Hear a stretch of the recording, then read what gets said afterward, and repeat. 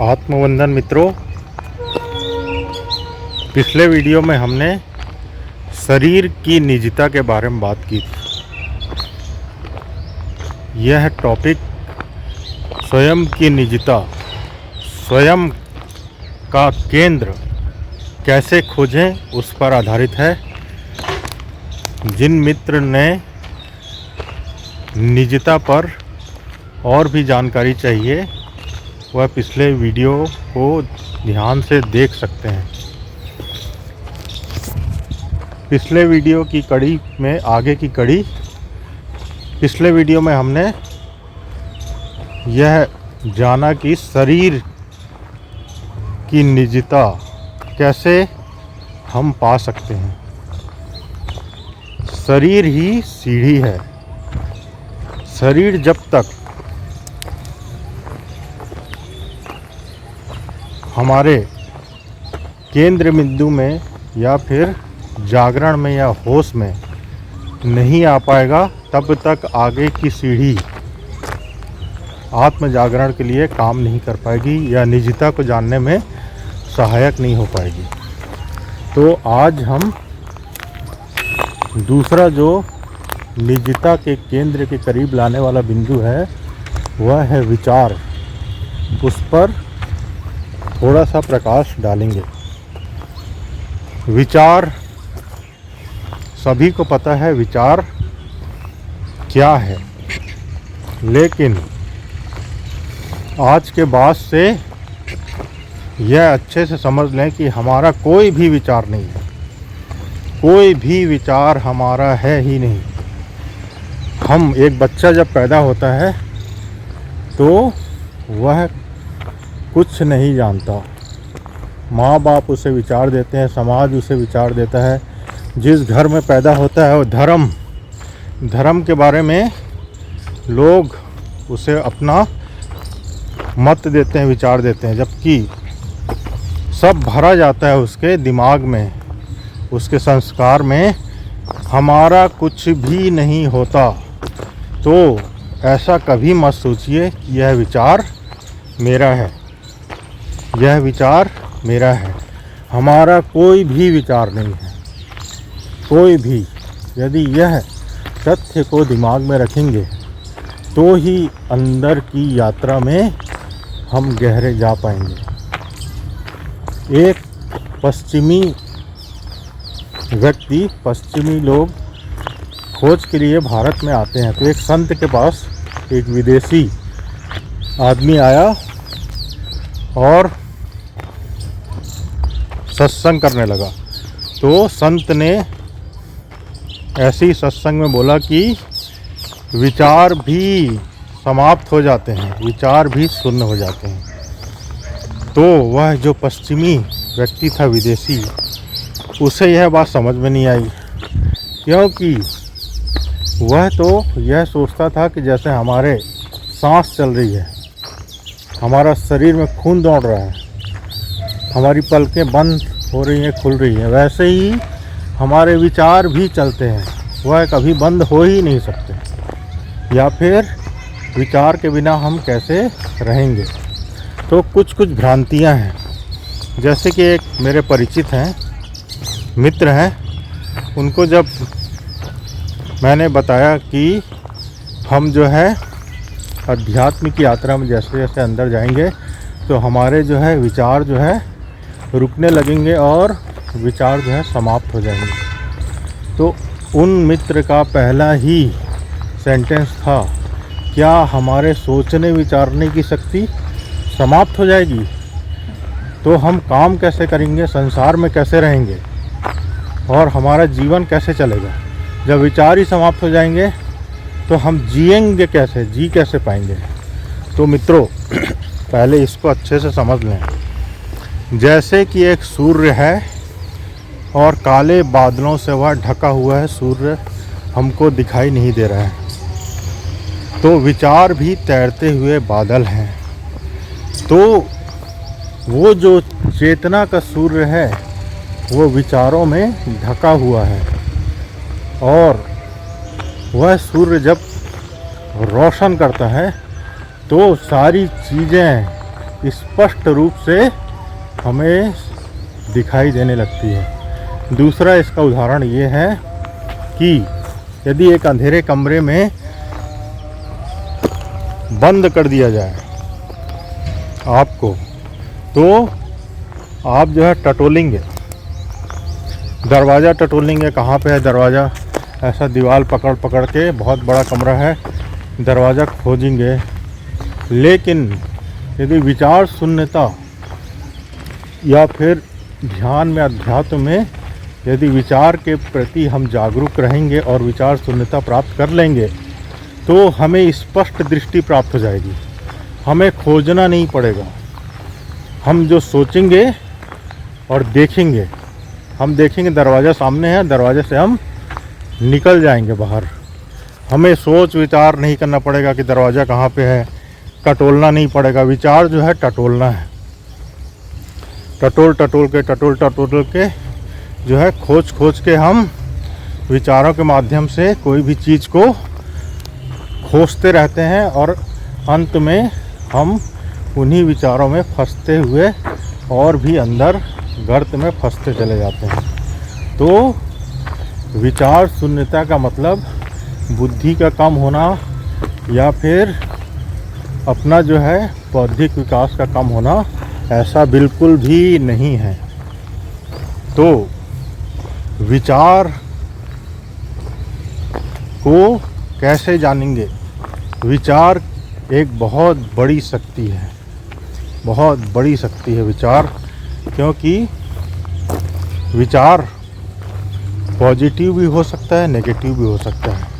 तो हमको अध्यात्म की दिशा में ना पॉजिटिव विचार पर ना नेगेटिव विचार पर, दोनों पर विशेष ध्यान ना देकर हमें तटस्थ भाव से, दोनों पर निरपेक्ष भाव से हमको तादात्म्य किए बिना उन्हें देखना है। और देखते देखते ही वह पॉजिटिव विचार भी, नेगेटिव विचार भी धीरे धीरे समाप्त हो जाते हैं, क्योंकि एक श्रृंखला है। पॉजिटिव के बाद नेगेटिव, नेगेटिव के बाद पॉजिटिव, वो चलता रहता है, सर्कल में चलता रहता है। तो ऐसा नहीं कि बुद्धि का एकदम उपयोग नहीं है, बुद्धि का ही उपयोग है, तभी मनुष्य ने इतने आविष्कार किए हैं, यह संसार इतना आगे बढ़ रहा है, नई नई खोजें हो रही हैं।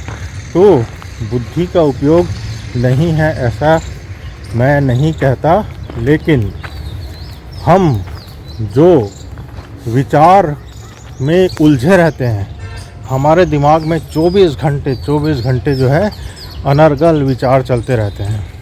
वो तो हम रात में सोते हैं तभी हमको पता चलता है, या फिर खाली बैठते हैं तब हमको पता चलता है कि क्या क्या विचार हमारे दिमाग में चलते रहते हैं। वो दिन में भी चलते हैं, लेकिन दिन में हम आंखें खोले रहते हैं तो हमको पता नहीं लगता है। तो यदि इस बुद्धि का प्रयोग करेंगे बहुत ज़्यादा, तो आइंस्टीन बन जाएंगे, न्यूटन बन जाएंगे और बहुत बड़े खगोल शास्त्री या अंतरिक्ष के ज्ञानी बन जाएंगे, बहुत यदि इस बुद्धि का सकारात्मक उपयोग किए तो। लेकिन दिया तले अंधेरा, बुद्धि का उपयोग तो कर लेंगे लेकिन स्वयं को नहीं जान पाएंगे, स्वयं का प्रकाश जो है खुद को प्रकाशित नहीं कर पाएगा।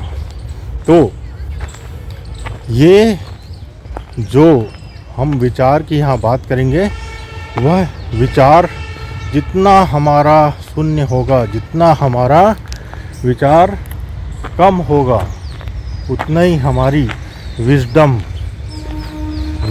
और अंदर की यात्रा उतनी ही गहरी होगी और बाहरी सांसारिक यात्रा भी अच्छे से चलेगी और आध्यात्मिक यात्रा भी अच्छे से चलेगी। तो इसका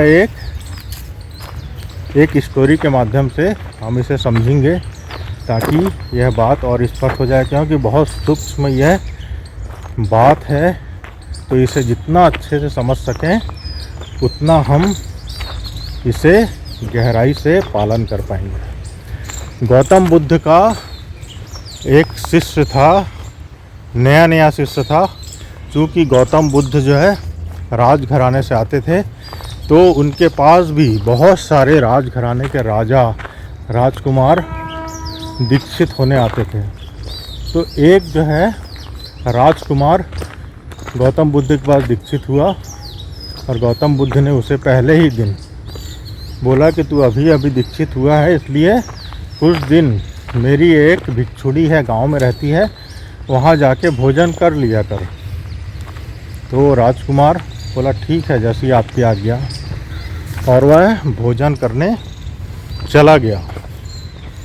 और जब वापस आया गौतम बुद्ध के पास, और गौतम बुद्ध बोले कि कैसा रहा भोजन, तो बोले भोजन तो बहुत स्वादिष्ट था, बहुत अच्छा था, लेकिन मैं आपके हाथ जोड़ता हूँ, मुझे वहाँ पे दोबारा मत भेजो, मैं दोबारा वहाँ नहीं जाना चाहता। तो गौतम बुद्ध बोले क्या हुआ बताओ। तो बोले मत पूछिए, मैं नहीं बता सकता। तो बोले तुमको बताना ही पड़ेगा। तो बोलेगा कैसे बताऊँ मैं वहाँ जैसे ही जाने के लिए निकला, और रास्ते में मैं सोच रहा था कि काश आज मेरा महल होता, तो आज मेरे पसंद का स्वादिष्ट भोजन बनता, और मुझे ये चीज़ पसंद है, तो मैं वो चीज़ पसंद की बनवाता। और जैसे ही मैं भिक्षुणी के यहाँ पहुँचा और सीढ़ी चढ़ के उसके कमरे में आया, रसोई में, तो देखा कि वही भोजन बना हुआ है। मैंने भोजन कर लिया, भिक्षुणी बैठी हुई पंखा झल रही थी। मैंने भोजन करते करते यह सोचा काश आज मेरा राजमहल रहता, तो मैं भोजन के बाद थोड़ा विश्राम कर लेता। तो मैंने जैसे ही भोजन समाप्त किया तो भिक्षुणी बोली भंते कुछ 2 क्षण आप विश्राम कर लीजिए, फिर आप चले जाइएगा।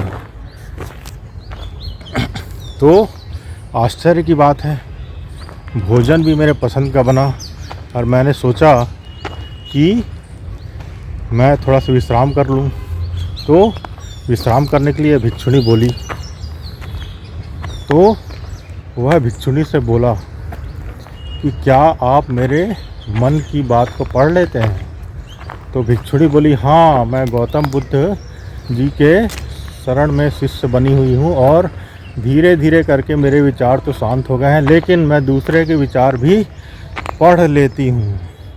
तो वह भिक्षु एकदम हक्का बक्का रह गया, और उसके माथे से पसीना बहने लगा, और वह तुरंत जो है सीढ़ी से उतरकर तुरंत वो आश्रम आ गया, और गौतम बुद्ध को बोला कि क्षमा करिए, मैं वहाँ नहीं जाऊँगा। तो गौतम बुद्ध बोले क्या हुआ, पूरी बात बताओ, क्यों नहीं जाओगे। तो बोले, वह भिक्षु बोला जो कि राजकुमार था, बोला उस भिक्षुणी को देखकर, वह युवती थी, वह भिक्षुणी को देखकर मेरे मन में विकार भी जागे थे, उसने वह भी पढ़ लिया होगा। अब मैं किस मुंह से दोबारा उसके पास जाऊंगा, क्योंकि मैंने उसके बारे में बहुत ही बुरी नज़र डाली थी। तो गौतम बुद्ध बोले यही तेरी साधना है, तुझे वहाँ जाना ही होगा, लेकिन तुझे होश का दिया संभाल कर जाना पड़ेगा, एक एक विचार को देखते हुए जाना पड़ेगा। तो दूसरे दिन वह भिक्षु जब उस भिक्षुणी के घर भोजन करने गया, तो एक एक सीढ़ी वह चल रहा था, और उसके मन में क्या विचार चल रहे थे उसके प्रति वह जागरूक था। भोजन के लिए बैठा तो भी जागरूक था, वह इतना जागरूक था कि उसके विचार जो हैं एकदम रुक गए थे, और अनर्गल कोई विचार भी नहीं आ रहा था। उसने होशपूर्वक भोजन किया, फिर होशपूर्वक वो सीढ़ी चढ़ा, होशपूर्वक वो सीढ़ी से उतरा, और नाचते हुए गौतम बुद्ध के पास आया और बोला कि आज मुझे इतना आनंद आया, मैंने होश क्या है और विचार को देखना मैंने जान लिया है, मैंने वह सीख लिया है, आपका बहुत बहुत धन्यवाद। तो मित्रों, यह जो है एक अंदर की यात्रा है, एक शांति की यात्रा है। इसमें जो है हमें विचार शून्यता जितना विचार शून्यता होगी उतनी हमारी क्लियरिटी बढ़ेगी, उतनी हमारी स्पष्टता बढ़ेगी, उतना हमारे अंदर आनंद आएगा, उतना हमारा जीवन रंगों से, खुशियों से भर जाएगा। और ज्ञान जो है वह हमें भटका देता है कभी कभी। पश्चिम में इतने महान दार्शनिक, ज्ञानी, मनोवैज्ञानिक हुए हैं, उनके पास ज्ञान की कोई कमी नहीं है, लेकिन उन लोग सुसाइड करते हैं, उन लोग आत्महत्या करते हैं। जो मनोवैज्ञानिक हैं उन लोग बड़े बड़े पद पर, बड़े बड़े धनी, जिनके पास धन, ज्ञान, सारा चीज़ है, बड़े बड़े PhD, डॉक्टरेट, और बड़े बड़े लोग, बड़े बड़े एक्ट्रेस, मार्लो मिंटो को देख लो, आत्महत्या की थी। और बड़े बड़े जो है उन लोग जो है अंदर जो है इतनी बेचैनी, इतनी अशांति में रहते हैं। बाहर हम उनका चमकता हुआ चेहरा देखते हैं, लेकिन अंदर उन लोग जलते रहते हैं। तो यह जो प्रक्रिया है निजता का, इसे यदि हम अपने जीवन में अपनाएं और इसका छोटा छोटा प्रयोग करें, रोज़ 15 से 20 मिनट, उसको बढ़ाकर 1 घंटा से 1.5 घंटा, जब भी समय मिले आँख बंद कर लें और तटस्थ भाव से अपने विचारों को देखें। अच्छा विचार आया तो अच्छा ना कहें, बुरा विचार आया तो बुरा ना कहें, बस देखते रहें। तो हमारे अंदर जो है एक क्लैरिटी आएगी और एक गैप आएगा, और वो गैप जो है अचेतन मन को चेतन मन से जोड़ देगा। हमारा अचेतन मन 90% है, चेतन मन बहुत ही कम है। हमारा जो भी जीवन संचालित होता है वह हमारे अचेतन मन से ही होता है। हम अचेतन मन के जितने करीब आएंगे उतना हमारी क्लैरिटी बढ़ेगी और हमारे जीवन की स्पष्टता साफ होती जाएगी, और हम अपने जीवन के मालिक बन जाएंगे। हम अपने केंद्र में स्थित हो जाएंगे, हम अपनी निजता में खड़े हो जाएंगे, और फिर कितने भी आंधी तूफान चलते रहें, कितना भी बाहर घटनाएं घटती रहे, हम अडिग रहेंगे और अपने केंद्र में स्थापित रहेंगे, और परम आनंद में, परम शून्यता में और धन्य भाव में स्थिर रहकर हम इस जीवन की सार्थकता को पा सकते हैं। मित्रों, आज के लिए बस इतना ही। अगले वीडियो में, अगले टॉपिक में हम भाव के बारे में बात करेंगे। भाव भी बहुत महत्वपूर्ण सूत्र है। हम भाव के तल पर जीते हैं, तो भाव को कैसे शून्य करें और भाव को कैसे निजता में लाएं और केंद्र से कैसे जोड़कर भाव को हम जानकर उसके पार जाएं, और उसके पार जाकर हम अनंत खजाने के मालिक बन जाएं। बहुत बहुत आभार। हरि ओम मित्रों।